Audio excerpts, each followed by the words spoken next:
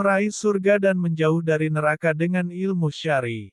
File dikompilasi dalam narasi audio bertujuan untuk memudahkan pembaca memahami arti artikel ini terutama bagi mereka yang memiliki waktu terbatas untuk membaca, karena kesibukan aktivitas masing-masing dan mohon berikan klik like dan share serta subscribe, terima kasih.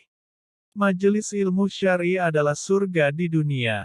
Kami yakin bahwa kita semua menginginkan agar termasuk dalam penghuni surganya. Bahkan mungkin itulah cita-cita dan harapan kita yang tertinggi di antara cita-cita dan harapan yang lain.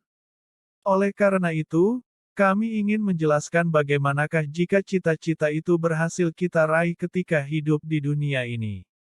Bukankah kita seharusnya akan sangat berbahagia?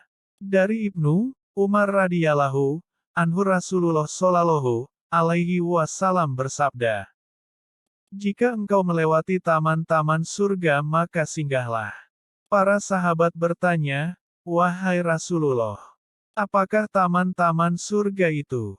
Rasulullah shallallahu alaihi wasallam menjawab, "Majelis zikir." Allah memiliki sekelompok malaikat yang mencari majelis-majelis zikir. Jika mereka mendatanginya, malaikat-malaikat tersebut akan mengelilinginya. Asteris dinilai hasan oleh Syaikh Ali Hasan dalam Al-Ilmu, Fatluhu wa Syarafuhu, hal 132, atau, rahimahullah berkata, asteris, majelis zikir adalah majelis yang membahas tentang halal dan haram, bagaimana cara menjual, membeli, baca, fik jual beli, salat, sedekah, nikah, talak, dan haji. Asteris Al-Ilmu, Fatluhu wa Syarafuhu, hal 132. Itulah taman-taman surga yang bisa kita dapatkan di dunia ini. Taman-taman surga itu tidak lain adalah majelis ilmu, yang dibacakan kitabullah dan sunnah Rasulullah di dalamnya. Kita juga dapat berbahagia karena jalan menuntut ilmu ini juga akan memudahkan kita untuk berjalan menuju surganya di akhirat kelak. Karena Rasulullah shallallahu alaihi wasallam bersabda, asteris, barang siapa yang menempuh jalan dalam rangka menuntut ilmu, niscaya Allah akan mudahkan baginya jalan menuju surga. Hadis riwayat Muslim No. 7028. Sehingga dengan ilmu syar'i, seharusnya kita berbahagia karena berhasil mendapatkan dua surga sekaligus, yaitu surga di dunia maupun surga di akhirat kelak.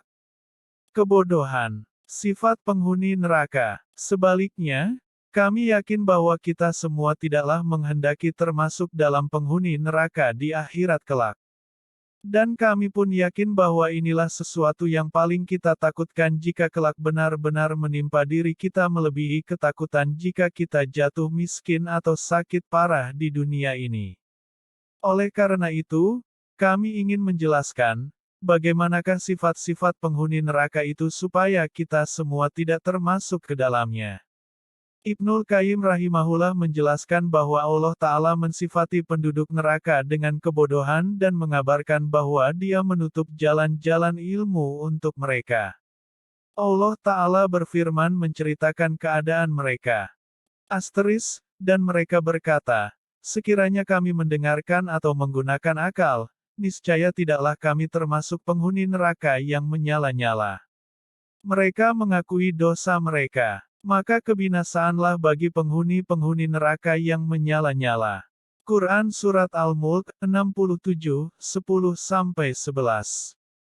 Mereka mengabarkan bahwasannya mereka adalah orang-orang yang tidak mau mendengar dan tidak mau menggunakan akal. Pendengaran dan akal, keduanya adalah pokok ilmu dan alat untuk meraih ilmu. Allah Ta'ala berfirman, dan sesungguhnya kami jadikan untuk isi neraka jahanam kebanyakan dari jin dan manusia, mereka mempunyai hati, tetapi tidak dipergunakan untuk memahami ayat-ayat Allah, dan mereka mempunyai mata tetapi tidak dipergunakan untuk melihat tanda-tanda kekuasaan Allah, dan mereka mempunyai telinga tetapi tidak dipergunakan untuk mendengar ayat-ayat Allah. Mereka itu seperti binatang ternak, bahkan mereka lebih sesat lagi. Mereka itulah orang-orang yang lalai. Quran Surat Al-A'raf 7:179. Maka Allah Ta'ala mengabarkan bahwasannya mereka itu tidak dapat meraih ilmu dari tiga arah untuk mendapatkan ilmu, yaitu dari akal, pendengaran, dan penglihatan. Sebagaimana Allah Ta'ala berfirman di ayat lain. Mereka itu tuli, bisu dan buta. Quran Surat Al-Baqarah 2:18. Allah Ta'ala berfirman. Maka apakah mereka tidak berjalan di muka bumi, lalu mereka mempunyai hati yang dengan itu mereka dapat memahami atau mempunyai telinga yang dengan itu mereka dapat mendengar. Karena sesungguhnya bukanlah mata itu yang buta, tetapi yang buta adalah hati yang ada di dalam dada. Quran Surat Al-Hajj 22:46. Allah Ta'ala juga berfirman. Kami telah memberikan kepada mereka pendengaran, penglihatan dan hati. Tetapi pendengaran, penglihatan dan hati mereka itu tidak berguna sedikit pun bagi mereka karena mereka selalu mengingkari ayat-ayat Allah dan mereka telah diliputi oleh siksa yang dahulu selalu mereka memperolok-oloknya.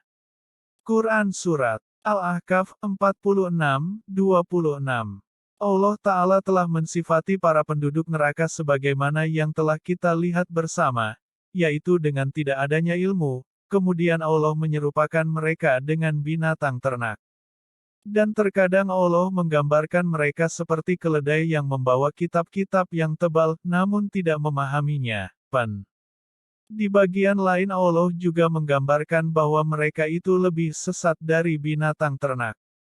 Terkadang Allah menyatakan bahwa mereka itu adalah seburuk-buruk makhluk di sisinya, terkadang Allah menyatakan bahwa mereka itu sebagai mayat-mayat, bukan sebagai orang hidup.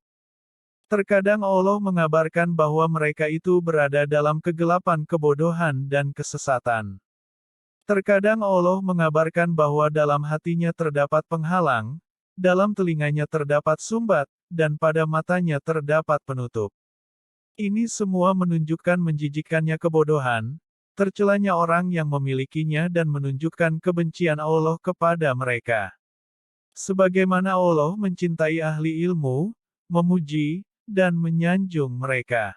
Al-ilmu, fatluhu wa syarafuhu, hal 48-49. Bagaimana agar kita tidak termasuk dalam penghuni neraka?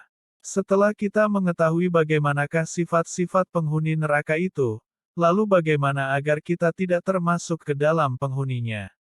Padahal Allah Ta'ala menyatakan bahwa pada dasarnya manusia itu adalah orang-orang yang bodoh sebagaimana firman-Nya. Dan Allah mengeluarkan kamu dari perut ibumu dalam keadaan tidak mengetahui sesuatu pun. Dan Dia memberi kamu pendengaran, penglihatan dan hati agar kamu bersyukur. Quran Surat An-Nahl 16:78. Tidak ada cara lain untuk mengangkat kebodohan ini dari dalam diri kita kecuali dengan bersungguh-sungguh menuntut mempelajari ilmu agama. Karena ilmu tidak akan pernah mendatangi kita, namun kitalah yang harus mencari dan mendatanginya. Oleh karena itu, Syekh Muhammad bin Shalih Al-Utsaimin rahimahullah berkata, hendaklah engkau berniat untuk mengangkat kebodohan dari dalam hatimu. Jika engkau belajar dan menjadi seorang ahli ilmu maka hilanglah kebodohan dari dirimu.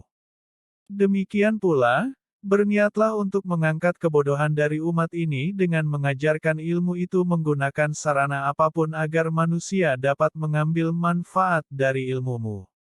Kitabul Ilmi, hal 28. Imam Ahmad rahimahullah berkata, tidak ada suatu amal pun yang sebanding dengan ilmu bagi orang yang benar niatnya.